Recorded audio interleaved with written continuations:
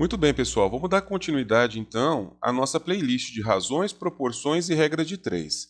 Lembrando que na aula anterior nós falamos sobre o conceito de razões, o conceito de proporções, grandezas diretamente proporcionais e grandezas inversamente proporcionais. Na aula de hoje, nós vamos falar sobre regra de três. De modo geral, nós utilizamos regra de três até de forma intuitiva, principalmente aquela regra de três simples. Oh, mas professor, nós temos outro tipo de regra de três que não é a regra de três simples? Temos sim, pessoal. Nós temos a regra de três composta e nós vamos estudar dentro dessa aula de hoje. Vem comigo então e vamos iniciar nossa aula. Olha só o conceito que nós temos para a regra de três, simples ou composta. São processos utilizados para a resolução de problemas envolvendo grandezas diretamente proporcionais ou inversamente proporcionais. Isso remete a gente à nossa aula anterior, pessoal. Grandezas diretamente proporcionais é aquela que a gente faz 1 sobre x igual a 2, né? Lembra que tem o processo da divisãozinha, tudo isso é igual à nossa constante. E quando é inversamente proporcional, nós fazemos através do produto para achar a nossa constante. Vocês vão lembrar com os exemplos que nós vamos tratar a partir do próximo slide. Tá ok? Quando envolve duas grandezas, pessoal, nós dizemos que nós temos uma regra de três simples. Quando tem três ou mais grandezas, nós dizemos que tem o caso de uma regra de três composta. Mas o que são essas grandezas, professor? Olha só esse exemplo que vocês vão entender. Um automóvel gasta 3 horas para percorrer um percurso a 80 km por hora. Quanto ele levaria para fazer o mesmo percurso a 50 km por hora? Olha só, pessoal, vamos prestar atenção. Em 3 horas, ele consegue manter 80 km por hora fazer o percurso todo. E se ele tiver a 50 km por hora, quanto tempo? Vamos pensar conosco o seguinte, pessoal. Olha, se eu estou a 3 horas a 80, se eu diminuo a velocidade, intuitivamente eu sei que meu tempo ele vai fazer o quê? Aumentar. Então, olha só, as grandezas que eu estou trabalhando são velocidade e tempo. E a gente sabe que quanto maior a velocidade, menor vai ser o tempo gasto. Isso eu posso garantir que elas são que tipo? Inversamente proporcionais. Maior a velocidade, menor o tempo. Menor a velocidade, maior o tempo. São grandezas inversamente proporcionais. Então eu utilizo para achar minha constante o produto entre velocidade e tempo. E aí a situação fica bastante simples, né, pessoal? Olha só, eu tenho que a velocidade 1 é de 80 e eu tenho que o tempo 1, 3. Eu tenho que a velocidade 2 é 50 e quero calcular quanto vai ser esse meu tempo 2. Se eu sei que cada pedacinho desse aqui é igual à minha constante, então eu sei que meu V1, T1, ou seja, a minha primeira velocidade com o meu primeiro tempo, vai ser igual à minha segunda velocidade com o segundo tempo. Lembram disso, pessoal? Se vocês não lembram, volte na aula anterior, quando nós estudamos grandezas diretamente e inversamente proporcionais. E aí é simplesmente substituir, né, pessoal? Olha só, a minha velocidade 1 é 80, o meu tempo 1 é 3. A minha velocidade 2 é 50 e o tempo 2 é o que eu quero descobrir. Fazendo isso daqui vai dar 240 dividido por 50, o meu tempo 2 então vai ser 4,8 horas. Perceba então, quantas grandezas eu tenho? 2, velocidade e tempo. Então esse daqui é uma regra de três simples. De que tipo? Inversamente proporcionais. Quando aumenta um, diminui o outro. Claro, né, pessoal? Tranquilo. Vamos para o próximo, então. Olha como muda um pouquinho esse exercício. Ele também é bastante utilizado, esse tipo de exercício em provas, em vestibulares, em Enems. Preste bastante atenção que dá para entender com tranquilidade. Olha só. Um operário trabalhou 8 horas por dia durante 12 dias e ganhou R$ 1.000. Quanto teria recebido se tivesse trabalhado 10 horas por dia durante 15 dias? O segredo aqui é identificar, pessoal. Primeira coisa, quantas grandezas nós temos? Opa, nós temos hora por dia, nós temos dias e nós temos o valor ganho. Então nós temos 3 grandezas. Trata-se então de regra de 3 composta. O que nós temos que fazer, pessoal? Nós temos que segmentar 2 a 2. Olha só como é fácil de identificar. Qual que é a minha relação entre o H e o R? Quem que é H, pessoal? Vamos pensar, ó. Quem é H? H é minha relação de horas. Qual que é o R? R é a minha remuneração. E elas são de que tipo? Elas são diretamente proporcionais. Por que é diretamente proporcional, pessoal? Porque quanto mais horas eu trabalho, mais eu ganho. Quanto mais horas eu trabalho, mais eu ganho. São grandezas diretamente proporcionais. Então, como que eu monto a fórmula de grandezas diretamente proporcionais? No formato de uma razão. H sobre R. Isso aqui é a minha constante. Tranquilo, né, pessoal? H sobre R é a minha constante. H é a hora, R é a minha remuneração. E a minha relação entre as horas e dias? Opa, as horas e os dias elas são inversamente proporcionais. Por que são inversamente? Se eu aumento o número de horas trabalhadas, eu diminuo o número de dias que eu preciso trabalhar. Concorda comigo? Se eu aumento o número de horas, eu diminuo o número de dias. E se eu diminuo o número de horas, eu aumento o número de dias. Nós dizemos que são grandezas inversamente proporcionais. E como que faz com grandeza inversamente proporcional, professor? Vamos lembrar do caso anterior. Toda vez que as grandezas são inversamente proporcionais, eu uso a regra do produto para poder achar a minha constante, o produto dessas minhas duas grandezas. H representando hora e D representando dias. Opa, olha só então, vamos montar a nossa grandeza geral. Como é que ela fica? Quem que é a nossa grandeza do numerador? H e D, porque eu tenho aqui H e aqui H e D. Então, juntando essas duas, o meu numerador fica H e D, e o meu denominador, opa, aqui é 1, aqui é o meu R, então fica só R. Eu só uni essas duas, pessoal. Então, H e D no meu numerador, opa, já tem H aqui, então usa só esse aqui, HD.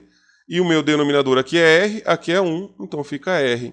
Então, como que monta a minha proporcionalidade da minha constante total, pessoal? Da minha regra de três compostas. HD está para R, HD está para R. E aí é só montar caso a caso da minha frase. Olha só, H1, D1, R1, que é o primeiro caso, é igual a H2, D2 sobre R2, que é o meu segundo caso. Quem que é H1, pessoal? A horas 1, que ele trouxe para a gente, 8 horas.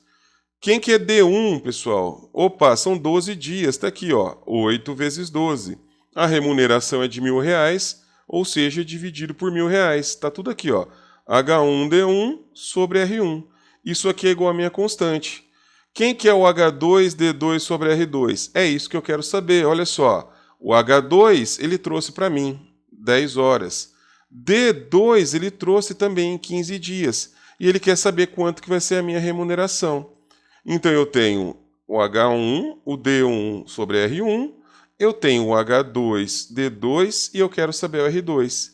Multiplicando isso aqui em cruz, pessoal, vai ficar 8 vezes 12 vezes R2 igual a 10 vezes 15 vezes 1.000. 10 vezes 15, 150, vezes 1.000, 150 mil. 8 vezes 12 dá 96, 96 R2. Passa esse 96 dividido por os 150 mil, eu vou obter então R$ 1.562,50. Resumindo então, pessoal, regra de três composta, eu divido a análise das minhas grandezas duas a duas.